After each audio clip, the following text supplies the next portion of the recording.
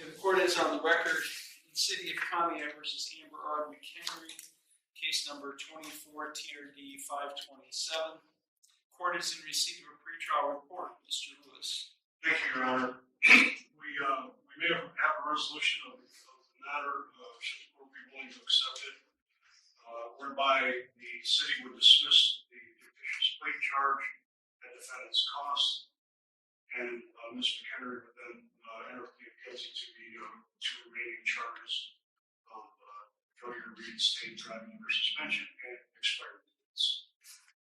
The city would then recommend whatever fines the court would deem appropriate along with the court costs of the case. Thank you.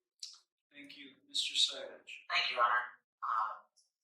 I did convey the offer from law the record. I was to my client, Ms. McHenry, after extensive talks and going over what she would be waiving today. She has decided today that she would take the plea offer along with the state's recommendation of just court costs and fines. Okay, Ms. McHenry, it's my understanding today that you wish to change, you originally entered no plea to charges of failure to reinstate an unclassified misdemeanor and expired plates, a minor misdemeanor. You wish to enter guilty pleas to those two charges. In exchange for those guilty pleas, the fourth-degree misdemeanor charge of fictitious plates would be dismissed at your cost.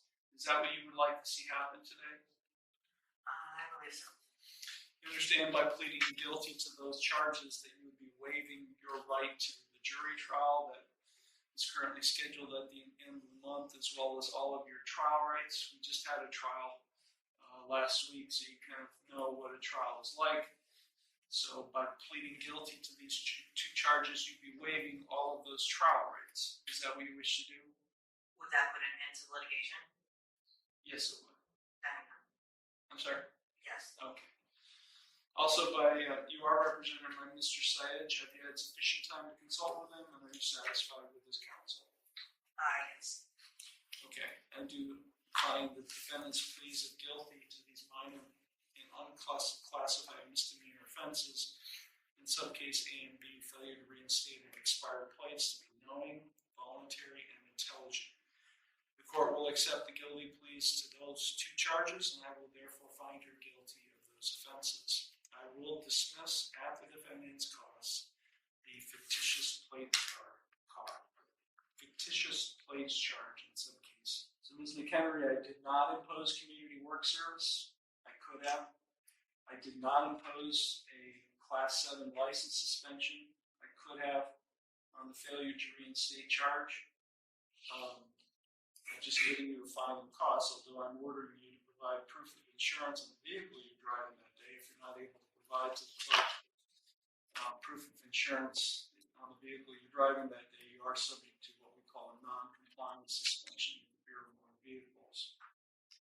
I guess what I'm saying is, Ms. Kennedy, I could have sentenced you in a much more severe way. I did not.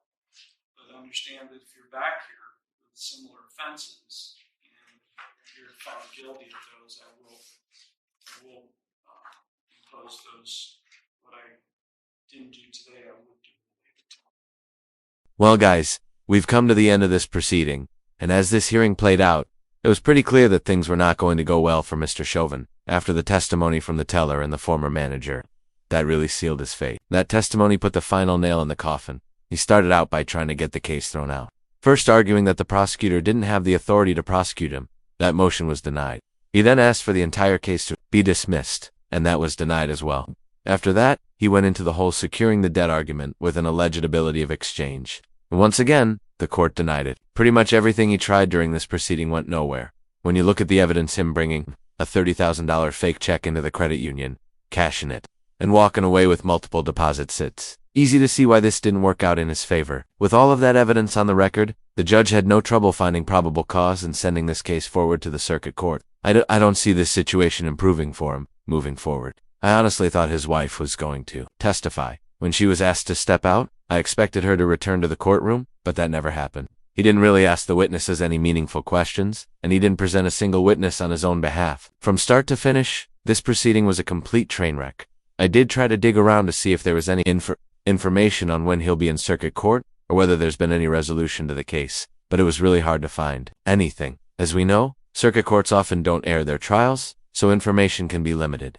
That said, if I come across any updates on Mr. Steven, I'll be sure to share them with you guys. With that being said, thank you once again for joining me. Don't forget to like, subscribe, and share. Truly appreciate you all. I'll talk to you soon. God bless.